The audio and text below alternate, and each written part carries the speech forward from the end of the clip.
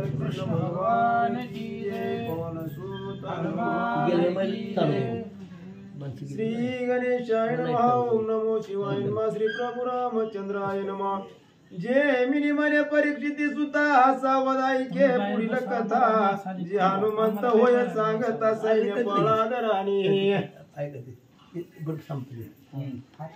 ठीक आहे बर जे मिनी मने परीक्षिती सुता सावधाई के पुढील कथा जी हनुमंत होय सांगता सैन्य पळादराणी।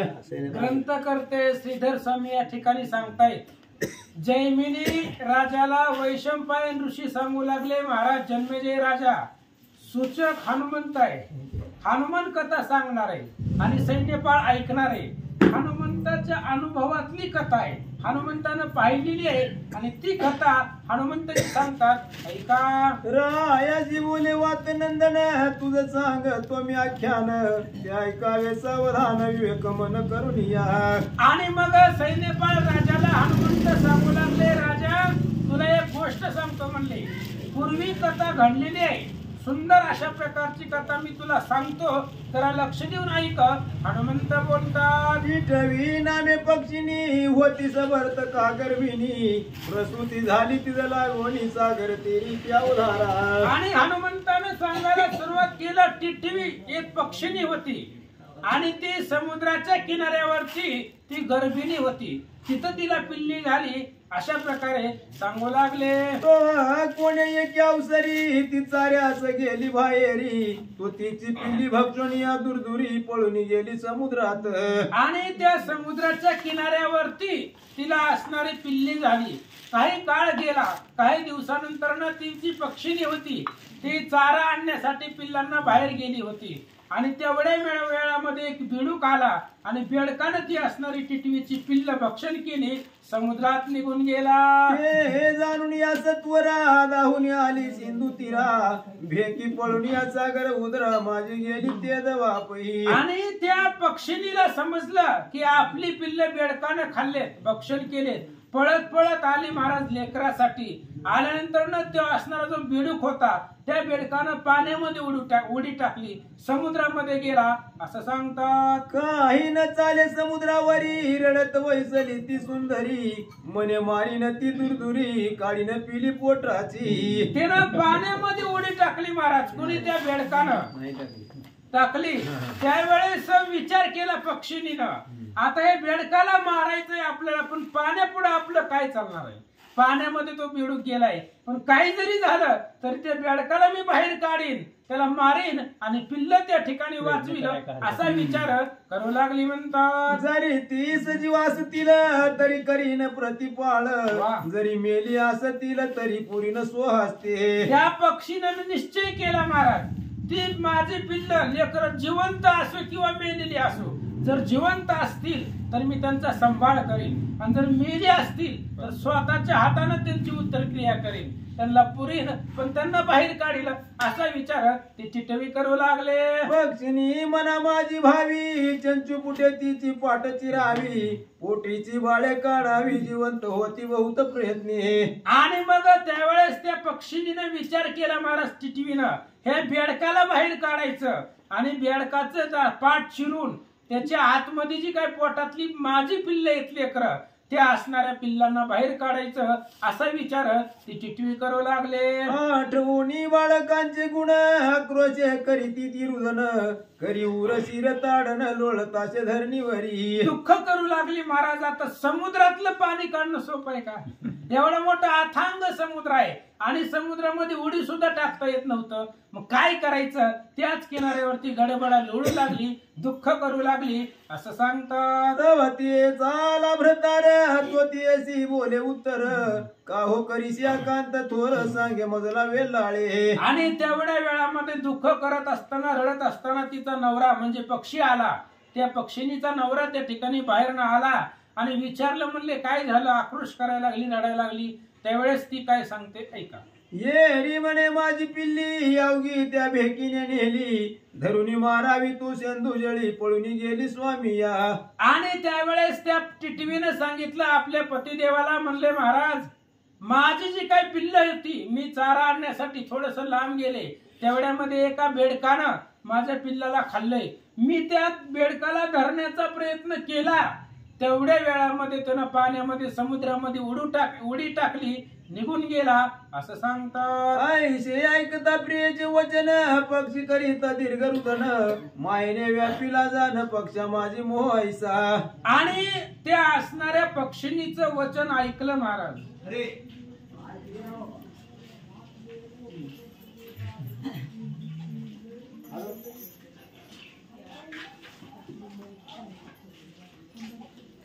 हॅलो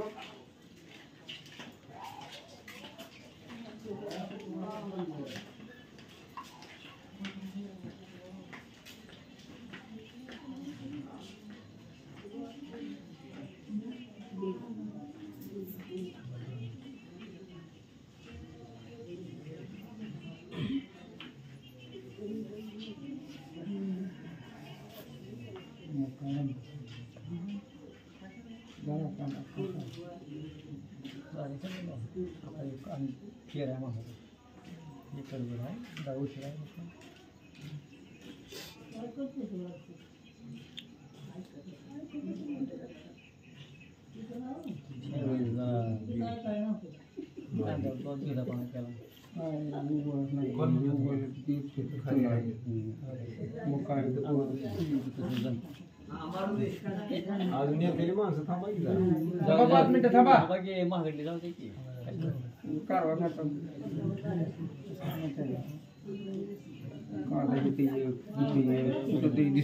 नाही त्याचा उपयोग नसतो. औषध मारायला दुकान बघितलं, औषध आणलं, मग परत काय म्हणलं बेटा इथं काहीच नाही काढा का औषध मारून उपयोगायला म्हणलं तंत्र असं झाले चालू आहे. मग पोरगा मला काय करायचं, मी म्हणलं सरळ 4 वेळे 6 वेळे लावू आणि सरळ सुरू जवळ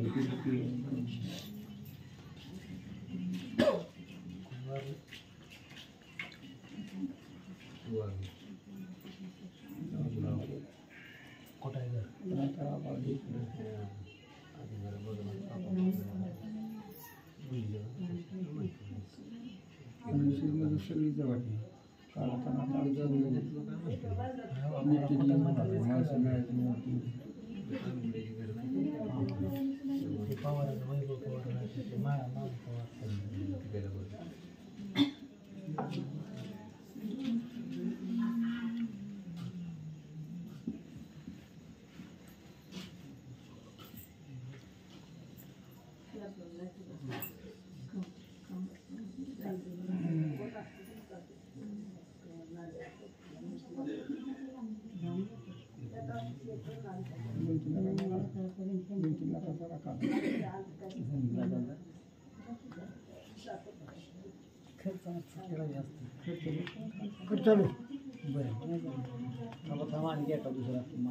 बाहेर ना एखादं शेत आलं त्यांना दिसली ती बाहेरची माणसं लांब नंतर त्यांना बाहेर 350.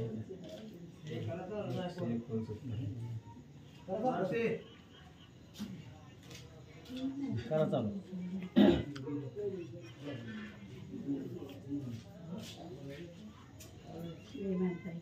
ऐसे ऐकता बटन चालू करा तिकडे बटन चालू कर. हां फोक इकडे दे. माझा आवाज हेच चाललं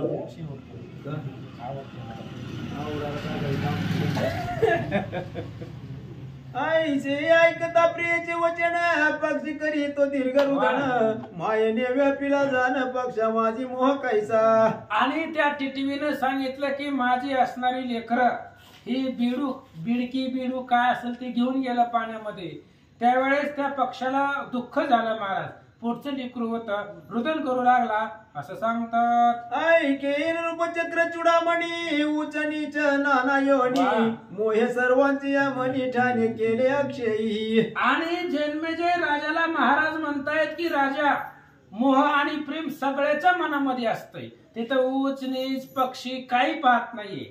मोह होता, तो लेकराचा प्रीती होती म्हणून त्या ठिकाणी असणार आणि त्याच्यामध्ये सगळ्यामध्येच असणारं प्रेम आहे. पण स्त्रीच्या जातीमध्ये जास्त प्रेम आहे असं सांगतात. त्या माझी स्त्री देहात माया असे बहुत पुरुष विवेकेत तक्षणात कर्षोनी विचार करीत असे. राजा स्त्रीच्या देहामध्ये जास्त माया असते कारण स्त्रीला लवकर रडू येतं महाराज. कुणीही मरू द्या स्त्रीच्या डोळ्यामध्ये पाणी येतं.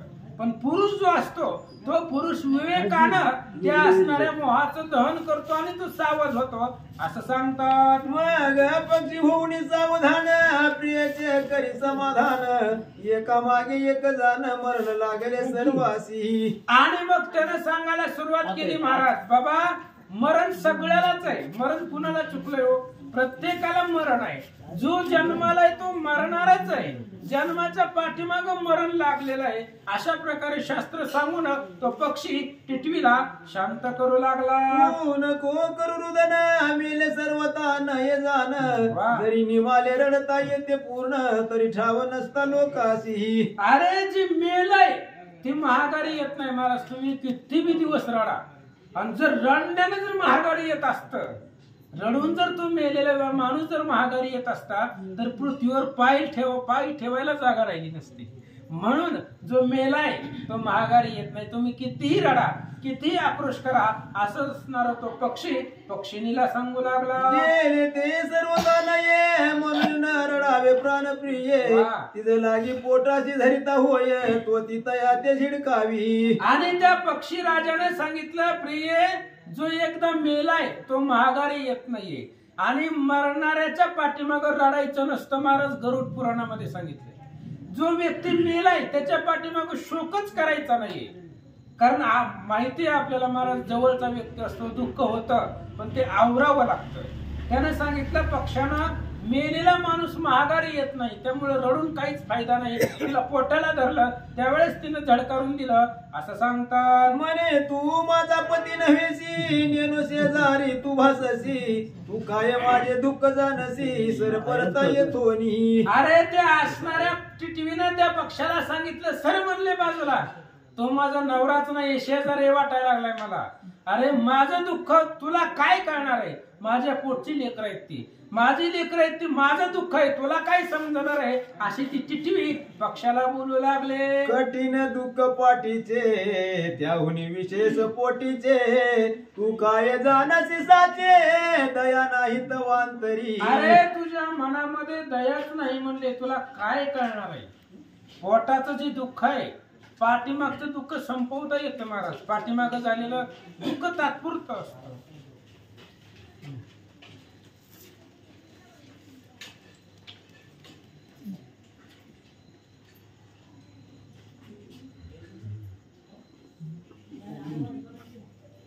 कशाला बसली ती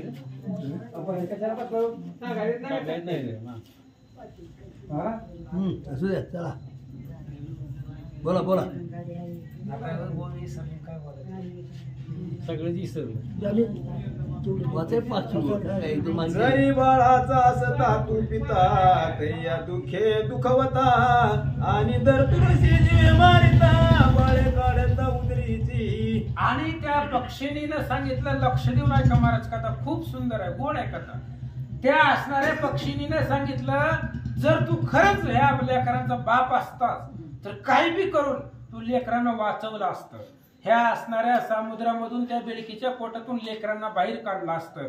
ह्या लेकरांविषयी तुझ्या मनामध्ये मोहच नाही प्रेमच नाही अशी ती पक्षिणी त्या पक्षाला बोलू लागले. कष्ट 9 मास वाहिली उदरी आणि प्रसूती काळी वेदना त्या भारी त्या जाणे एक श्रीहरी इतरा लागी त्याने नव्हे. अरे लेकरू त्या ठिकाणी पोटामध्ये असताना त्याला सांभाळणं किती कठीण आहे.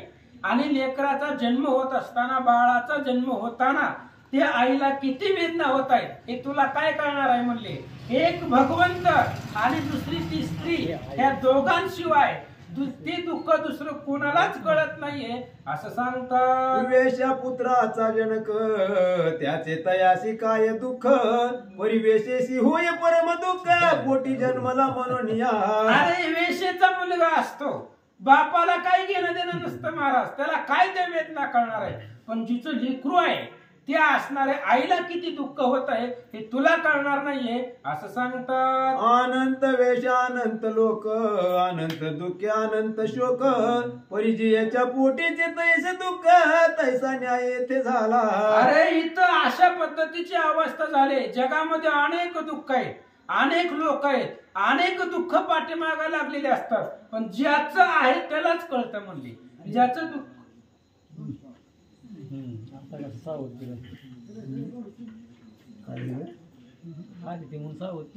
एकदम कसं काही आली ती हळूहळू वाट लावते ती त्यांच्यात तर कुठे मी आहे. मग काय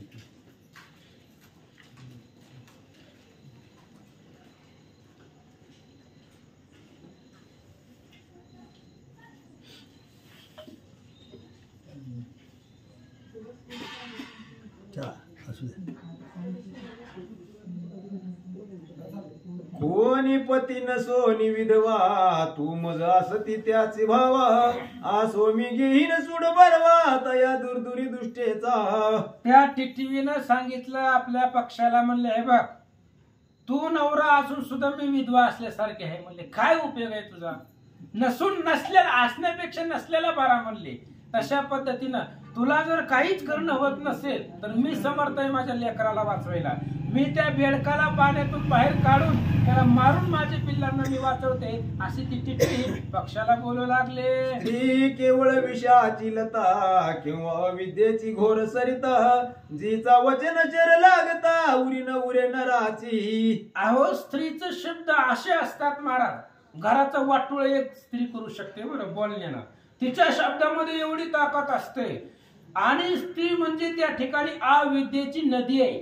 अविद्याची नदी असावी तशा पद्धतीने स्त्री आहे. स्त्रीचे एक जरी शब्द पुरुषाच्या अंतःकरणाचा छेद करून जाते असं सांगतात. जे अभेद असते वज्राने जेन भेद वे काळाच्याने ती स्त्री वचन बाणे चूर्ण होती क्षणात. अहो जे कुठल्या असणाऱ्या वज्रानं सुद्धा ज्याचा भेद होऊ शकत नाहीये, कुठल्या काळानं सुद्धा ज्याचा छेद होऊ शकत नाही, ती एका स्त्रीच्या एका शब्दानं ते असणारे त्याचा छेद होऊ शकतो. म्हणजे वज्रापेक्षा सुद्धा जास्त धार स्त्रियेच्या बोलण्याला असते असं सांगतात. कृत्रिम स्नेह कनकाचळ जो इंद्र कुलिशासी आढळ.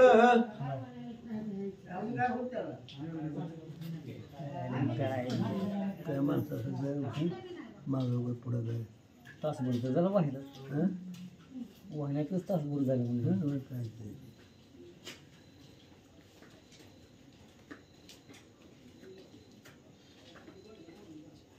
रात्रीची वेळ आहे मागं पुढं झालं की मिळून जायला पाहिजे यायला पाहिजे उलट मिळून घ्यायला पाहिजे संध्याकाळी. हां मग काय चार पुढं चार माणसं.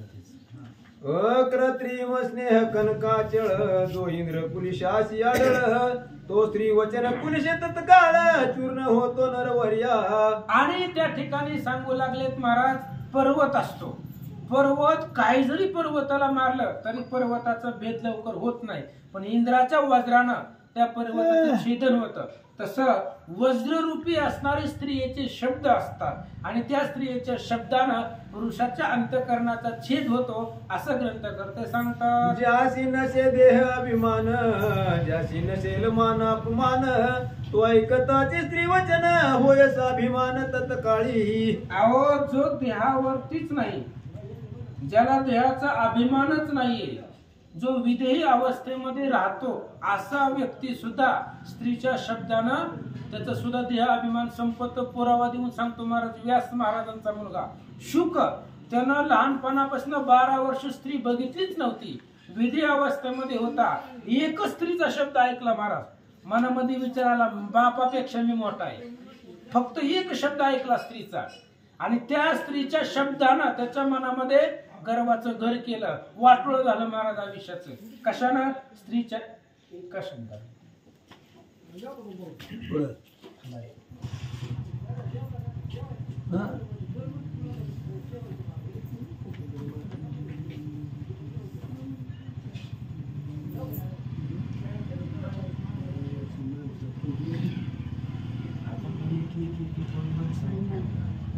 आईचा भ्रतार निर्वत्सून समुद्र तीराशी गेली धावून ते आक्रोश करी रुदन बाळे बाळे म्हणून या.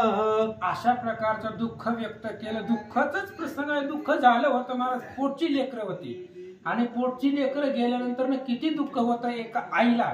ते शब्दामध्ये त्याचं वर्णन करता येत नाही. खूप आक्रोश केला, रडू लागली. समुद्राच्या किनाऱ्यावरती गेली, तिथं त्या ठिकाणी जमिनीवरती रडू लागली असं सांगतात. मग मनी केला विचार मनी चेंचूने बाहेर काढावे नीर कोरडा करून या सागर बळे मारावे भेकी ते. मग त्या टिटवीनं विचार केला महाराज, नुसतं रडून उपयोग नाही, काहीतरी करायला पाहिजे, आपल्या पिल्लाचा जीव वाचवायला पाहिजे. म्हणून तिने विचार केला आपल्या चोचीनं समुद्रामधलं पाणी बाहेर काढून समुद्र कोरडा करू. विचार बघा महाराज, तिला करणं होत नाहीये पण तिचा निश्चय ठाम आहे असं सांगतात. तिच्या चंचू कुठे पोट फाडीन माझी बाळे मी काढीन तेव्हाची पावेल समाधान म्हणून यज्ञ करीत असे. म्हणून ती प्रयत्न करू लागली महाराज. आता आपल्याला बी माहित आहे की तिच्या चोचीनं जी पाणी बाहेर निघणार आहे ते पाण्यानं समुद्र कोरडा होणार नाही, समुद्रामधलं पाणी संपणार नाही हे आपल्याला बी माहित आहे. पण तिने विचार केला माझ्या चोचीनं समुद्रातलं पाणी बाहेर काढीन आणि ह्याच चोचीनं त्या बेडक्याचं पोट फाडेल, माझी पिल्ल वाचवील असं सांगतात. स्त्री अनृत जलाची वैतरणी जी आचाट मोहाची खाणी जी मायात्रणाची जन्मधरणी आईच्या प्रकारे शोभती. आणि स्त्रीमध्ये मोह माया जास्त असतं महाराज, खूप असतं त्याच्यामध्ये. पुरुषापेक्षा स्त्रियाला मोह जास्त असतो. आता तो पक्षी एका वाक्यामध्ये तो शांत बसला पण ती पक्षिणीची धडपड होती आपल्याला पिल्ल वाचवण्यासाठी असं सांगतात. जी आती लोभाची लता जी औषाची थोर सरिता जी निर्दय गिरीची दरी तत्वता ती जाणवनिता नृपवर्या आईचा मनी करुण निश्चय चंचू कुठे भरोनी तोय भूमीवरी चोनी जाई आणि भरित चंचू कुटी. अशा प्रकारचा विचार केला महाराज त्या टिटवीनं. चोचीनं समुद्रामधलं पाणी उचलायचं जमिनीवरती टाकायचं, परत पाणी उचलायचं जमिनीवरती टाकायचं, समुद्राचं पाणी समुद्र कोरडा करण्याचा प्रयत्न ती टिटवी करू लागली. आईशी श्रमली झारी तो दिवस उरला घटिकाचारी ते उदक भरित भरोवरी परिती न सोडी प्रयत्नाशी. अशा प्रकारे दिवस संपला महाराज. बिचारी चोचीनं पाणी बाहेर काढत होती, जमिनीवर टाकत होती, चोचीनं पाणी उचलून जमिनीवरती टाकत होती. अशा प्रकारे तिच्या येऱ्याजाऱ्या झाल्या. ती दमली पण स्वतःचा प्रयत्न सोडत नव्हती असं सांगतात. बाळ आशा धरोणी अंतरी कष्टता श्रम न मानी तिळभरी जरी आयशा श्रमे भजन श्रीहरी तरी प्राणिया काय उपेक्षिल. आणि मग अशा प्रकारे महाराज ती बाळाची आशा तिनं मनामध्ये धरली होती. आपल्या लेकरांना वाचवायचंय म्हणून त्या समुद्रामधलं पाणी बाहेर काढत होती. त्यावेळेस तिला किती त्रास होत होता, किती वेदना होत होत्या ती तिला जाणवत नव्हतं. आणि एवढाच प्रयत्न जर भगवंताच्या भक्तीसाठी केला असता तर त्याने तुझी काय नाही केली चिंता राहे त्या अनंत आठवणी. असा जर प्रयत्न भगवंताच्या भक्तीसाठी केला असता तर जीवनाचा उद्धार झाला असता. तुम्ही वाचा. तव आला तेचा कांत उद्योग देखोनी झाला विस्मित मग प्रियसी तू बोलताही काय करीतसी तू वल्लभे. आणि तेवढ्या वेळामध्ये तिचा नवरा आला महाराज. तो पक्षी आला आणि त्या पक्षाने सांगितलं काय करायला लागले येड्यासारखं मुलगी. समुद्रातलं पाणी आपल्या जण कुठं कोरडं होतं का? ही विनाकारण तू उद्योग करायला ह्याच्यामधून साध्य काहीच होणार नाही असा तो पक्षी टिटवीला बोलू लागला. येरी म्हणे न बोले मजसी शेजारी तू होय सत्य होसी मी काय मी तुझी नवे आईची सत्य मनासी धरावे. त्या पक्षीने सांगितलं हे बघ तुझा माझा काही संबंध नाही म्हणले. तुम्ही मगच मला विधवा करून घेतलंय. जा म्हणले तुला कुठं जायचे तिथं शेजारी येतो म्हणले. तुझा घेणं देणंच नाही. मी तुझ्यासाठी मेले, मी तुझी पत्नीच नाही ही तू मनामध्ये धर आणि निघून जा. माझे मला काय करायचे ते मी करते असं ती टिटवी पक्षाला बोलू लागली. माझी निमोनी गेली पिली मी पडले दुःख जाळी म्हणून शरीर शोकाच्या शोकाश्रू जळी भिजविते अकंठपात याते. आणि त्या पक्षीने सांगितलं माझे लेकरं मेले तुला काय म्हणले. माझ्या लेकरांचा जीव गेलेला आहे त्यामुळे ही सगळा समुद्र त्या ठिकाणी बाहेर काढीन चोचीनं आणि माझ्या अश्रुधारा आहेत त्या जमिनीवर पडणाऱ्या माझ्या डोळ्यामधलं पाणी आहे, माझ्या डोळ्यानं माझं सगळं पाण्यातलं सगळं अंग भिजलंय, अशी ती टिटवी बोलू लागली. जरी माझा पती असतासी तरी मग सहाय्य होतासी, दोघे शुष्क करीतो सागरासी, जीवे मारी तो भेकी ते. त्या पक्षिणीने सांगितलं, अरे तू जर माझा नवरा असताना तर मला तू सहाय्य केलं असतं, आपण दोघांनी मिळून समुद्र कोरडा केला असता, आपण दोघांनी समुद्रातलं पाणी उपसलं असतं आणि ते बेडकाला धरून आपली पिल्ल वाचवली असती, असं ती टिटवी पक्षाला बोलू लागली. ती येशी म्हणे तो रमण हे तो आघात सागर जीवन, सर्वतान काढवी जाण व्रत प्राण कष्ट विशी. आणि त्या पक्षाने सांगितलं, हे बघ म्हणले, तू आली मी आलो, जगातले सगळे जरी पक्षी आणले तरी आपल्या जण समुद्रामधलं पाणी काढता येणार नाही. समुद्र अथांग आहे, एवढा मोठा समुद्र आहे आणि आपण जी कष्ट करायला ती वाया जाणार आहे, याच्यामधून काहीच साध्य होणार नाही, असं तो पक्षी टिटवीला बोलू लागला. आघात नारायणाचे गुण, आघात अर्णवीचे जीवन, आघात भारत श्रवण पुण्य, आघात गुहा मेरूच्या. अरे आघात भगवंताचं नाव आहे, हजारो नावं भगवंताला आहेत, कोणतेही नावानं बोलवा ना. पुन्हा समुद्रातलं पाणी आघात आहे, अफाट आहे, समुद्रातल्या पाण्याचं मोजमाप करता येत नाही, भगवंताच्या नावाचं मोजमाप करता येत नाही. जगामध्ये गुहे गिरे किंदरे अनेक आहेत असं सांगतात. याचा पाहिन म्हणे जो अंत, तो जाणावा परमपतित, साध्य यज्ञ करावा निश्चित, असाध्य यज्ञ करू नये. अरे ज्या आपण कार्य केल्यानंतर ना त्यातून काहीतरी साध्य व्हावं असं काम करावं, ज्यातून काहीच भेटत नाहीये, साध्यच काही होत नाही, त्याच्यासाठी झटायचं कशाला.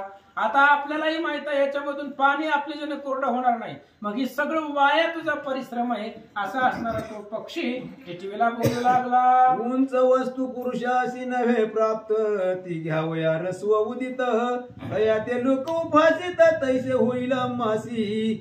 करीन म्हणता पृथ्वीचे वजन, आणि मोजीन म्हणता सिंधू जीवन, किती पळे मोजीन म्हणता गगन, लोक हसतील तया ते. अरे आपल्याला ही करणं होत नाहीये, कशाला याच्या नादाला लागले. आता पृथ्वीमध्ये किती वजन आहे बघण्यासाठी पृथ्वी उचलून कुणी तराजूमध्ये ठेवली का, पृथ्वीचं मोजमाप करता आलंय का, समुद्रामध्ये किती लिटर पाणी आहे कुणी मोजलंय का. ही जसं शक्य नाहीये तसं ही समुद्र कोरडा करणं आपल्याला शक्य होत नाहीये, असं तो पक्षी टिटवीला बोलू लागला. येरी म्हणे असो आघवे, परी माझे वचन ऐकावे, सागर शोषून मारावे, उभयता मिळवणी भेकीसी. आणि त्या पक्षीने सांगितलं, मला ही तर तू पुती सांगत बसू नको म्हणते, शास्त्र सांगण्याची वेळ नाही म्हणले, माझी पिल्ल मेलेली, आता आपण दोघांनी एकच करायचं, दोघांनी मिळून. तू जर माझा नवरा असशील, जर तुला पिल्लांविषयी काहीतरी प्रेम असेल तर माझ्या बरोबर कामाला लाग, आणि या समुद्रामधलं पाणी बाहेर काढून त्या बेडकाला मारून पिल्लाला वाचवू, असं ती टिटवी पक्षाला बोलू लागली. आधीच मायामय संसार, वरी कामिनी मोहाचे उत्तर, त्याने भ्रमला तो नर आत्मज्ञान विसरला. आणि आधीच सगळा संसार मायामय आहे, संपणार आहे, नश्वर अशा प्रकारचा तो संसार आहे, आणि त्याच्यामध्ये स्त्रियाचा मोह जास्त आहे, त्याच्यामुळे तो जो पती आहे तो भ्रमानं भ्रमून जातो, त्याला सत्सत्बुद्धीने विवेक लक्षात येत नाहीये असं सांगतात. हो ते विवेक ज्ञान धन, त्यावरी स्त्री मोह तस्कर जाण, घालून ते धन नेले लुटून, केला दरिद्री तत्काळी. आणि जर त्या पुरुषापाशी विवेक रूपी धन असेल, विवेक रूपी ज्ञान रूपी जर पैसा त्याच्याकडे असेल तर माया रूपी चोर येतो, आणि आज्ञा माया रूपी चोर आलेला ही विवेकाचा पैसा घेऊन जातो, त्यामुळे तो सुद्धा ह्या मायेमध्ये गुरपडतो असं सांगतात. अनेक जन्मांचा दृढ संस्कार, त्याने प्रपंची लागे सत्वर, परी विश्वंभराचा आदरायचा झळकरी न लागे. आणि त्या ठिकाणी अनेक जन्माचं कितीही त्या ठिकाणी संस्कार असू द्या तरी सुद्धा ह्या मायेमध्ये तू जीव गुंततोच, गुरफडूनच जातो असं सांगतात. आसो दोघे जळ भरो निचंचू भरी, आणून रिचवती वाहेरी, तो नारद पातला समुद्र तेरी देखता आश्चर्य पावला तो. आणि त्या असणाऱ्या टिटवीने सांगितल्यामुळे त्या पक्षानं सुद्धा चोची मधलं जे काही चोचीनं पाणी काढू लागलं, जाऊ देवा आपली पत्नी करते तर आपण बी करू, जसं तिच्या मनात आहे तसं होऊ द्या म्हणला, म्हणून दोघंही समुद्रामधलं पाणी बाहेर काढत होते.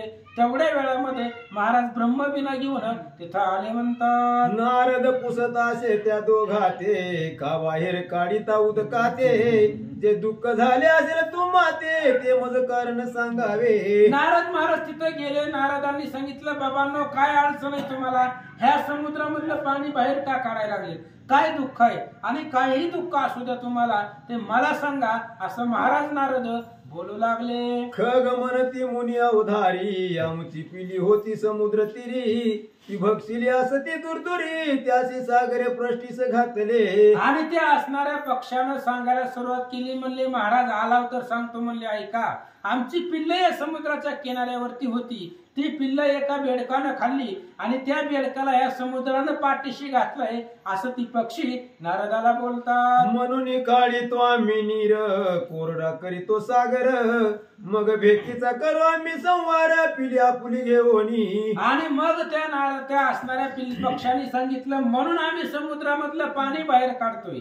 आता आमचा निश्चय आहे, समुद्र सगळं कोरडा करायचा आणि त्या बेडकाला हुडकायचं आणि बेडकाला मारून त्या असणाऱ्या पिल्लाचा जीव वाचवायचा, असं तो पक्षी नारद महाराजांना बोलू लागला. आईसे ऐकता खगवचन, विस्मित झाला विधी नंदन, बाप भ्रमाचे विंदन, केवढे सायास पक्ष्यांचे. आणि नारदांनी ऐकलं महाराज बोलणं पक्षाचं. नारदांना सुद्धा आश्चर्य वाटलं, महाराज केवढं प्रयत्न आहेत ह्या पक्षाचे.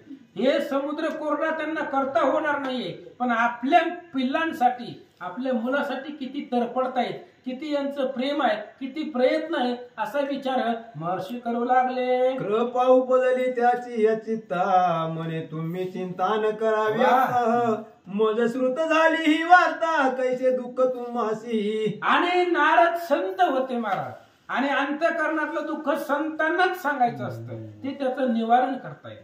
नारदाला त्यांच्याविषयी मोह निर्माण झाला आणि नारदांनी सांगितलं, तुम्ही तुमचा प्रयत्न चालू द्या, पण मी सुद्धा असा प्रयत्न करतो की तुमची पिल्ल तुम्हाला मिळाली पाहिजे. तर तुमचं काय दुःख आहे माझ्या लक्षामध्ये आलं, असं महर्षी नारद पक्षांना बोलतात. मनी तो शोनी दृढीनात्मज, आता काळक्रमणा होईल मला, बरवे सापडले बीज म्हणून मनी हसत असे. नारद महाराजांनी विचार केला, आपल्याला फक्त काहीतरी एक असं बीज पाहिजे होतं भांडण लावायला.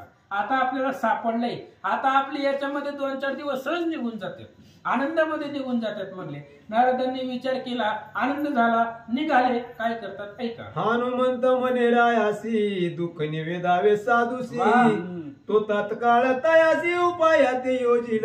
आणि हनुमंताने सांगितलं राजाला, त्या सैन्यपाळाला, म्हणले, हे बघ, आपल्याला झालेलं दुःख कुणालाही सांगत बसण्यापेक्षा साधू संताला सांगावं, ते त्या दुःखाचं निवारण करत असतात, असं हनुमंत सांगू लागले. साधू हृदय केवळ नवनीत, परम दुःख देखत आवितळत, परोपकारी निरंतरत, निश्चयशी जाणावे. आणि हनुमंताने सांगितलं, साधूचं हृदय म्हणजे नवनीत आहे, आणि नवनीत लवकर त्या ठिकाणी असणारं वितळतं. दुसऱ्याचं दुःख बघितल्यावर साधूचं अंत्यकरण वितळतं. त्यामुळं अपरावरती उपकार करणं हे साधूचं सहज लक्षण आहे. त्यामुळं आपल्याला झालेलं दुःख महाराजांना सांगावं, असं हनुमंत सांगू लागले. नारद म्हणे त्या पक्षाशी, येथे आणि तो मी गरुडासी, तो त्रासून या सागराशी, भेकी तुम्हाशी देईल.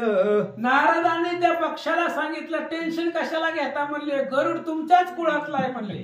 गरुड सुद्धा पक्षीच आहे, पक्षा वंशामधला तो गरुड आहे. त्यामुळे मी इथं गरुडाला आणतो, आणि गरुड आल्यावर गरुडा पुढे सागराचं काय चालणार आहे. सागराच्या गरुडाच्या मदतीनं तुमची पिल्ल मी तुम्हाला माघारी देतो, असं नारद महाराज बोलतात. आईचे बोलो नारद मुनी, मनोवेगे जाता शे गगनी, तो मार्गी भेटला त्या लागुनी, ताक्षक पुत्र का कागकेत. आणि मग अशा प्रकारे गरुड महाराजांनी सांगितलं त्या पक्ष्यांना, म्हणले तुमची पिल्ल मिळवून देतो म्हणले मी, टेन्शन घेऊ नका. हातामध्ये विणा घेतला, आकाश मार्गाने निघाले. निघत असताना गरुडाचा जो मुलगा आहे कागकेत नावाचा, तो पक्षी महाराजांना भेटला. तो अनेक पक्षाशी फिरत, खगा वाचोनी सर्व भक्षित, त्याने नारद अकस्मात धरून नेला भक्षावया.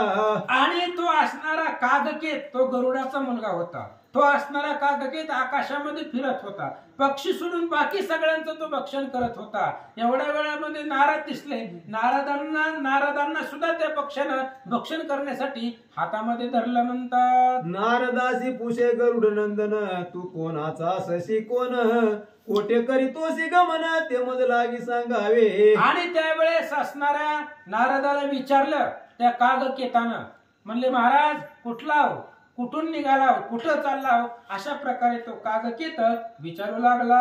नारद म्हणे तया ते तू खगराज मनविषी आपण ते परिसागरे गांजले पक्षाते त्या ते काय उपेक्षिशी. आणि मग नारदांनी सांगायला सुरुवात केलं, माझा बायोडेटा नंतर सांगतो, आधी एक लक्षात घे म्हणले, तू पक्षी कुळातला आहे, तू स्वतःला पक्ष्यांचा राजा म्हणून घेतोस, पण तुमच्याच एका कुळामध्ये एका पक्षिणीला सागरानं त्रास दिलाय, त्याचं तू निवारण कर, स्वतःला राजा म्हणण्यापेक्षा तिथं वाचवायला जा, असं महाराज कागकेताला बोलू लागले. आपण मनविषी राजा कानधरशी पक्षी कुळाची लज्जा द्विज भावाचा पराक्रम तुझा कळून आला मज लागी. अरे तू स्वतःला राजा म्हणून घेतोस, तू पक्ष्यांचा राजा म्हणून घेतो, पण तुझ्या मनामध्ये सुद्धा द्वेष आहे, तुझ्या भाव आहे. जर तू राजा आहे तर मग ते पक्ष्यांना वाचवायला का जात नाही? ती समुद्राच्या किनाऱ्यावरती 2 पक्षी आहेत, त्यांचं जीवन वाचवायला तू तिथं जा, असं नारद महाराज त्या कागकेताला बोलतात. झाला अशी गरुड उदरे निर्माण दुर्बळ मारावया ब्राह्मण जळ तुझे बळकटपण भूमी भार झाला अशी. अरे माझ्यासारख्याला तू धरलंय आणि खाईन म्हणायला लागलाय. अरे गरुडाचा मुलगा आहे की तू, गरुडाच्या पोटाला तू त्या ठिकाणी जन्मलेला आहे म्हणले, आणि स्वतःचं कुळ वाचवायचं सोडून हे असणाऱ्या माळकरी महाराजाला उचलून खायला लागला, शुक्त का तुला? असं तो महाराज नारद बोलू लागले.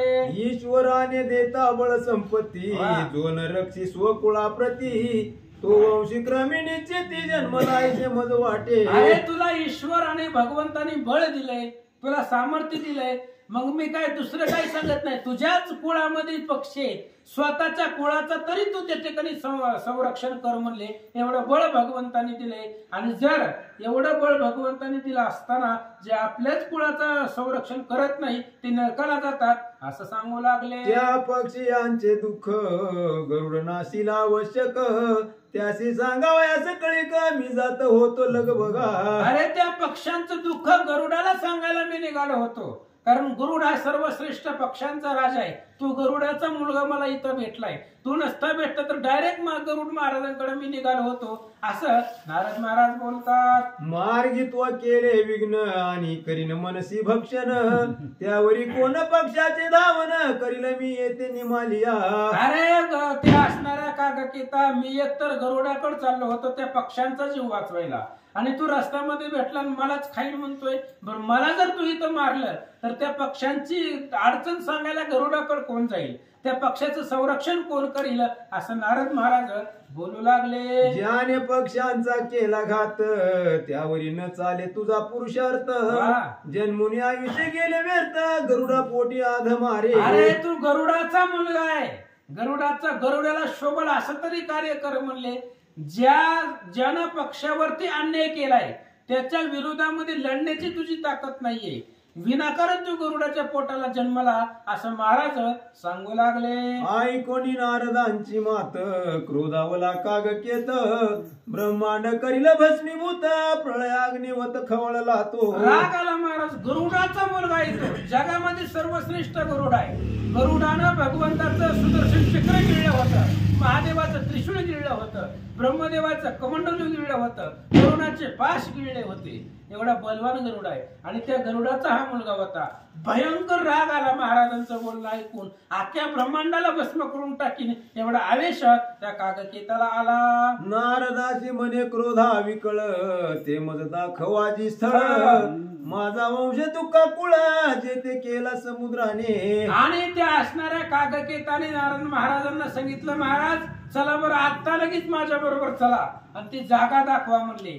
ज्या त्या समुद्रानं माझ्या कुळामधले पक्षी आणि त्यांना त्रास दिलाय, आता ती फक्त जागा दाखवा, असं तो कागकेत नारदांना बोलू लागला. बरवे म्हणून नारद मुनी चालीला कागकेता घेऊनी सवे अपार पक्षी श्रेणी चालता दाटले आकाश. आणि नारदांना घेऊन नारदांनी ठीक आहे म्हणले, चल तुला दाखवतो. नारदांनी कागकेत त्या असणाऱ्या समुद्राच्या किनाऱ्याच्या दिशेने निघाले, कागकेतानं बरोबर असंख्य पक्षी आकाशामध्ये एवढे पक्षी दाटले होते त्याची गणना करता येत नाहीये असं सांगतात. जे ते होती ती दोघे जण उपस्थित होती सिंधू जीवन ते आणि लताक्षर नंदन टिटवीचे सहाय्यार्थ. जिथंही दोघ जण नवरा बायको महाराज पिल्लांना वाचवण्यासाठी समुद्रातलं पाणी उपसत होते बाहेर काढत होते तिथं हे असणारे नारद महाराज गरुडाचा जो मुलगा होता कागकेत सगळ्या पक्ष्यांना घेऊन तिथं आला म्हणतात. दोघा ते मुनी सांगे विचार कागकेताशी भेटावे सत्वर तयासी करावा नमस्कार अत्यंत करुणा भा कोणी. आणि नारद महाराजांनी त्या दोन पक्षाला सांगितलं जर तुम्हाला तुमची लेकरं पाहिजे असतील तर मी सांगतो तसं करा. माझं जर ऐकलं तर तुम्हाला तुमची लेकरं सुखरूप माघारी भेटते. हे गरुडाचं पोरग आहे म्हणले मोठ्याचं लेकरं आहे तुम्ही इथं आणलंय मी त्याला तुम्ही त्याला नमस्कार करा आणि अत्यंत करुण वाणीने तुमची व्यथा सांगा असं महाराज पक्षाला बोलतात. मग त्या दोघा ते नेवणी नारदे घातले तयाच्या चरणी एरेक्षे मालिंगन देवणी आश्वासुनी वैसविले. आणि मग नारद महाराजांनी त्या दोन पक्षाला घेतलं कागकेतापाशी आणलं त्याच्या चरणावरती घातलं आसनावरती बसवलं. काय सांगतात ऐका. त्याने अत्यंत वृत्तांत कागकेताशी केला श्रुत येरू म्हणे भेकी निश्चित प्राप्त झाली ऐसे जाणावे. आणि ते असणाऱ्या दोन पक्षांनी अत्यंत काकुलतीनं घडलेली कथा पहिल्यापासून सांगितली.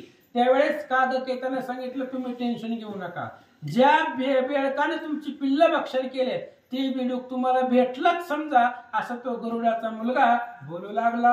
युद्धापूर्वी शिष्टाई करावी ही राजनीती पाही म्हणून कागकेते लवलाई दूत पाठविला सागरासी. आता ती गरुडाचा मुलगा होता महाराज आता युद्धच करायचंय म्हणून त्या ठिकाणी युद्धाच्या अगोदर थोडस सांगून बघू म्हणून एक दूत समुद्राला बोध करण्यासाठी कागकेतानं पाठवला. दूत सागराशी बोलत गरुड सर्व पक्षांचा नाथ त्याचा पुत्र कागकेत त्याचा दूत मी असे की. तो दूत समुद्रामध्ये गेला आणि समुद्राला बोलायला सुरुवात केली म्हणले महाराज जगामध्ये सर्वश्रेष्ठ गरुड त्या गरुडाचा मुलगा कागकेत आणि त्या कागकेताचा मी दूत आहे त्याचा निरोप घेऊन आलोय ऐका. टिटवींची जी पिल्ली ती भेकीने भक्षिली ती तुवा पाठीशी घातली ती द्यावी सत्वरी. आणि त्या दूताने सांगितलं हे बघ म्हणले टिटवी इथं समुद्राच्या किनाऱ्याला आनंदाने संसार करत होती तिची असणारी लेकरं एका बेडकाने खाल्लेत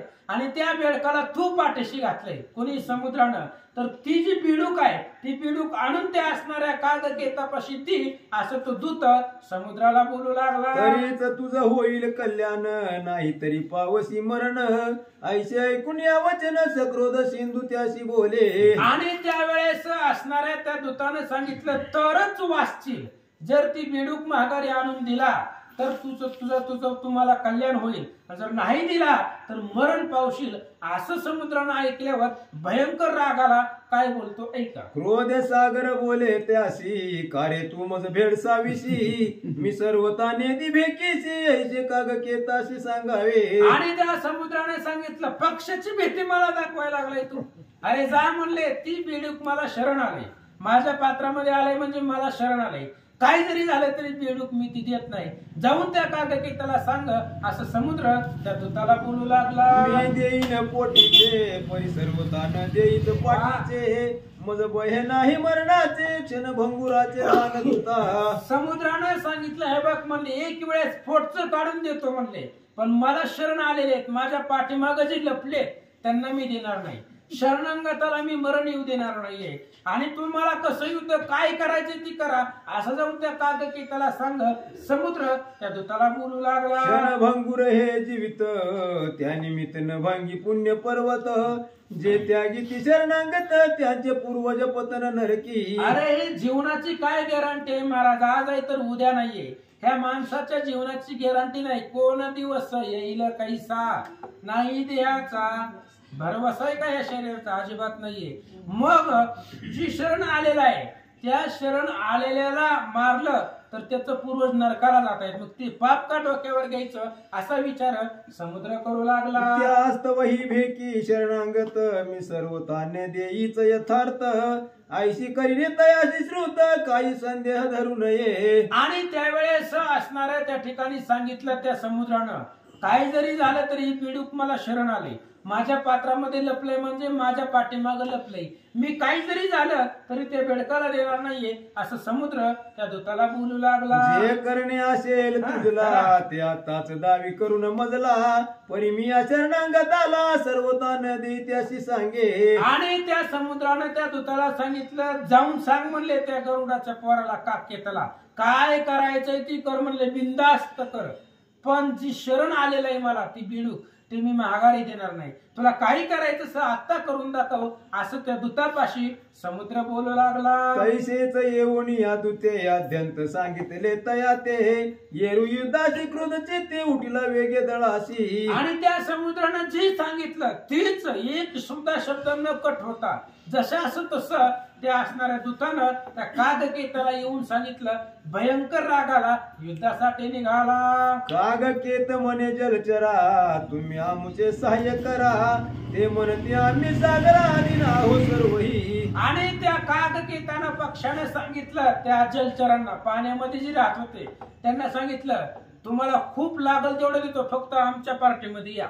त्यावेळेस त्यांनी सांगितलं, असं करता येत नाही म्हणले, आम्ही सागराच्या आधी नाही, पाण्याशिवाय आम्ही जगू शकत नाही, त्यामुळे पाण्याबरोबर आम्ही गद्दारी करणार नाही असं ते जलचर त्या कागकेताला बोलतात. शोषिताची सिंधू जीवन तत्काळ जातीला मुचे प्राण यास्तव त्याचे आम्ही म्हणून युद्ध करू तुम्हासी. त्या जलचरांनी सांगितलं, काय जरी झालं समुद्र आमचं सर्वस्व आहे, जर त्या समुद्रानं सगळं पाणीच आटवलं तर आम्ही जगणार नाही, म्हणजे आमचं जीवन समुद्राच्या आधी नाही आणि त्या समुद्रासाठी आम्ही तुमच्या बरोबर युद्ध करू असं जलचर त्या कागकेताला बोलू लागले. ऐकताची ऐशी मात क्रोधावला गरुड सुत युद्ध करावं अद्भुत उभा ठाकला स्वदळेशी. आणि मग ऐकल्याबरोबर त्या कागकेताला भयंकर राग आला, महाराज का माघारी घ्यायचं, एवढा मोठा पितास्त्री पाठीमाग आहे, गरुड पाठीमाग होता, त्यामुळे त्याने विचार केला नाही आणि समुद्राबरोबर युद्ध करण्यासाठी तयार झाला.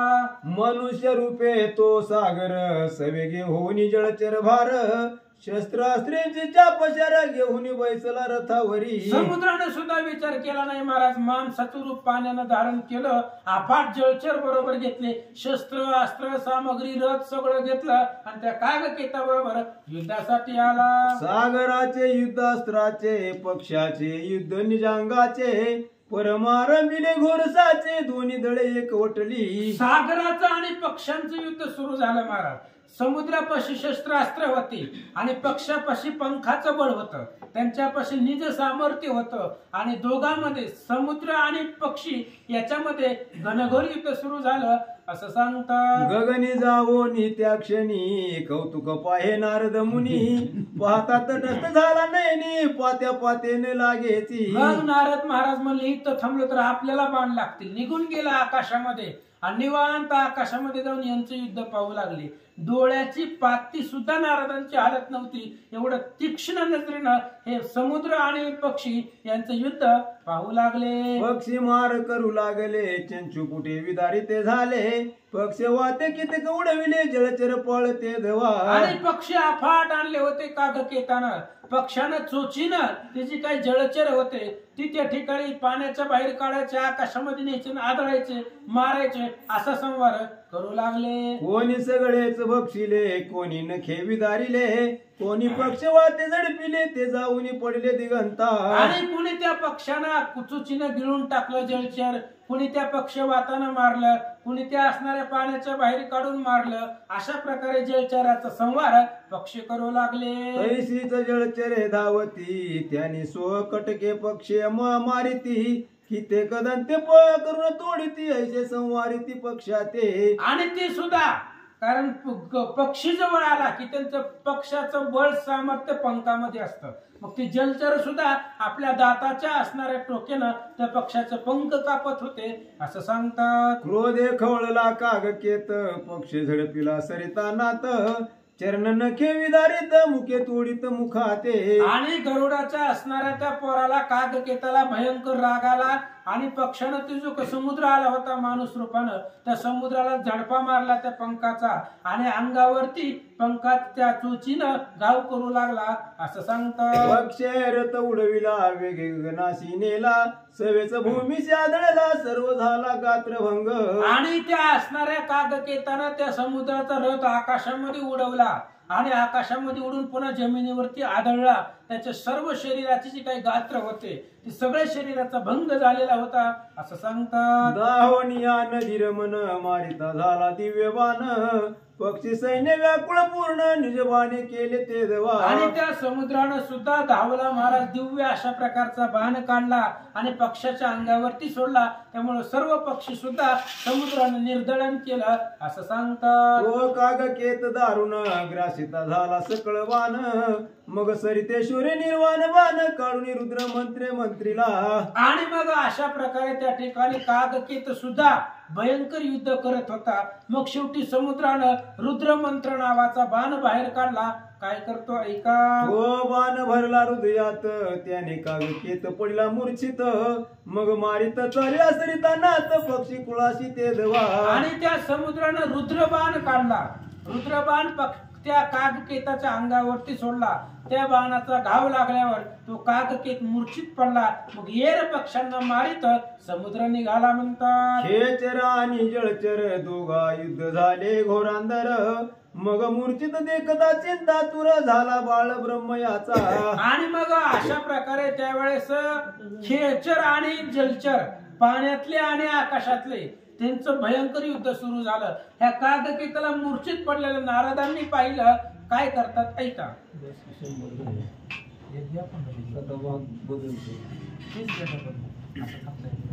खेचर आणि जळचर दोघाशी युद्ध झाले घोरांदर मग मूर्छित देखता चिंता तुर झाला बाळ ब्रह्म याचा. आणि मग तो असणारा समुद्रानं त्या पक्षाला मूर्छित केलं महाराज कागकेताला. मूर्छित केल्यानंतर ना नारदांनी विचार केला आता गरुडाला आणावं लागते. पुन्हा गरुडाला आणल्यानंतर ना समुद्राचा मुलगा जालिंदर आणते. जालिंदरच्या काही वेळासाठी चंद्राला घेऊन येते. चंद्राच्या काही वेळासाठी महादेवाला आणते. महादेवाच्या काही वेळासाठी विष्णूला घेऊन येते. ब्रह्मदेवाला घेऊन येते. सगळे येतात महाराज समुद्रापाशी. कोणासाठी. फक्त पक्षाच्या पिल्लासाठी. पुंडलिक श्री ज्ञानदेव तुकाराम प्रभू रामचंद्र भगवान.